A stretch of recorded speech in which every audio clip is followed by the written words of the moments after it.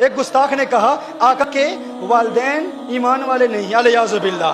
ہاں میں نے کہا دلیل دو، میں نے کہا دلیل دو، دلیل دی، عقل کے اندھو نے دلیل دی. کہا دیکھو نبی کریم صلی اللہ علیہ وسلم مقام ابوا میں آئے، میرے آقا صلی اللہ علیہ وآلہ وسلم نے اللہ سے اجازت مانگی کہ اللہ مجھے اجازت دے اپنی ماں کی قبر پر جاؤں، تو اللہ نے اجازت دے دی.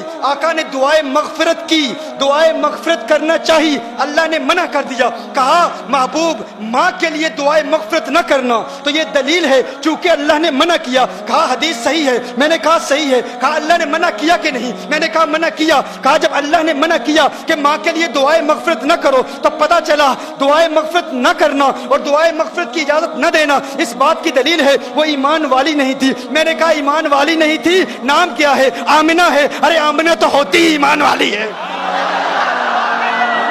آمنہ نام ہے اور ایمان والی نہیں ہے. ہاں آمنہ نام ہے، آمنہ نام ہے. میں نے کہا بتاؤ. اب میں اس کی گرامیٹیکل ریزنز پر بات نہیں کرتا. میں نے کہا تم دلیل دیتے ہو کہ صحیح دلیل ہے، صحیح حدیث ہے کہ اللہ نے اجازت نہیں دی. میں نے کہا قرآن میں اللہ ارشاد فرماتا ہے لا تقم علی قبرہ. اللہ قرآن میں فرماتا ہے غیر مسلموں کی قبر پر جانا منع ہے، حرام ہے، ناجائز ہے. قرآن میں ہے نا. اب یہ اقتداء النص سے ثابت کروں گا، دیکھیے گا، آپ توجہ فرمائیے گا. اللہ نے ارشاد فرمایا نا قبر پر نہ جاؤ. کس کی قبر پر جانا منع ہے؟ غیر مسلم کی قبر پر جانا منع ہے.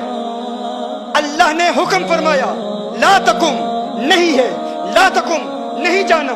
تو میں نے کہا اللہ نے منع فرمایا نا کہ غیر مسلم کی قبر پر نہ جاؤ، کیا تم مانتے ہو کہ اللہ نے جانے کی اجازت دے دی؟ اللہ نے جانے کی اجازت دے دی. تم سمجھتے ہو یہ تمہاری دلیل ہے، یہ تمہاری نہیں، یہ ہماری دلیل ہے. یہ کس کی دلیل ہے؟ یہ ہماری دلیل ہے. انہوں نے کہا کہ اللہ نے دعائے مغفرت کی اجازت نہیں دی.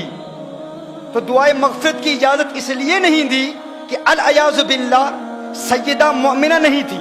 تو میں نے کہا کیا قبر پر جانے کی اجازت دی کہ نہیں؟ کہا دی. تو میں نے کہا قرآن کہتا ہے کافر کی قبر پر نہ جاؤ، تو قبر پر جانے کی اجازت دے دی. یہی اس بات کی دلیل ہے کہ وہ مومنہ ہے. یہی اس بات کی دلیل ہے وہ مومنہ ہے. کہا پھر دعائے مغفرت کی اجازت کیوں نہیں دی؟ یہ کیوں فرمایا کہ مغفرت کی دعا نہ کرو؟ تو اس کا جواب سماعت فرما لیں. مغفرت کی دعا کس کے لیے کی جاتی ہے؟ بخشے ہوں کے لیے بخشش کی دعائیں نہیں کی جاتی. بخشے ہوں کے لیے بخشش کی دعا نہیں کی جاتی. دیکھیے کبھی آپ کہتے ہو یا اللہ غوث اعظم کو بخش دے، کیا الیاذ باللہ کوئی ایسا کہتا ہے یا اللہ خواجہ غریب نواز کو جنت عطا فرما، معاف کر دے؟ کوئی نہیں کہتا. ہر شخص کہتا ہے کہ وہ چونکہ بخشے ہوئے ہیں تو بخشے ہوں کے لیے بخشش کی دعا نہیں مانگی جاتی.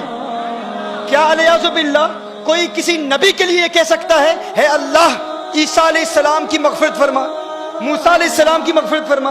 نہیں. قانون کیا ہے؟ بخشے ہوں کے لیے بخشش کی دعا نہیں کی جاتی. دیکھیے جب آپ نماز جنازہ پڑھتے ہیں بالغ کے لیے کیا دعا پڑھتے ہیں؟ اللہم اغفر لحینا ومیتنا، دعائے مغفرت کرتے ہیں نا. لیکن نابالغ کے لیے کیا دعا ہے؟ اللہم اجعلہ لنا، کیا؟ فرطا وجعلہ لنا. فرض کیا ہوتا ہے؟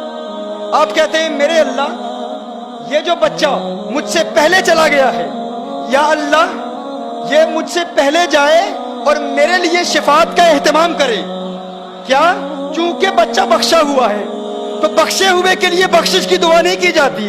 بخشے ہوئے کے لیے کہا جاتا ہے یا اللہ یہ مجھ سے پہلے جا رہا ہے، آخرت میں میرے لیے شفاعت کا اہتمام کرے، میری بخشش کا وسیلہ بنے. تو کہا تم کہتے ہو کہ حضور نے اپنی ماں کے لیے مغفرت کی دعا نہیں مانگی، اللہ نے اجازت نہیں دی. ارے اس بات پر غور کرو، مغفرت کی دعا اس کے لیے مانگی جاتی ہے جس کے لیے مغفرت نہ ہونے کا امکان ہو. ارے وہ تو پہلے سے ہی بخشی ہوئی ہے، ان کے لیے یہ دعا نہیں کی جاتی کہ ماں کے لیے مغفرت کی دعا مانگو. میں کہتا ہوں یونس علیہ السلام ایک مچھلی کے پیٹ میں رہے، اس مچھلی کے پیٹ میں رہنے کی وجہ سے یونس علیہ السلام کو اتنا بلند و بالا اور اعلیٰ مقام ملا. تو گویا کہ اللہ ارشاد فرما رہا ہے جس مچھلی میں ایک نبی رہے اس کو وہ مقام ملتا ہے. ارے جس ماں کی پیٹ میں آمنہ کا لال ہے وہ ماں مغفرت کی محتاج نہیں ہوتی، اس کے لیے مغفرت کی دعا دعا نہیں مانگی جاتی، اس کے وسیلے سے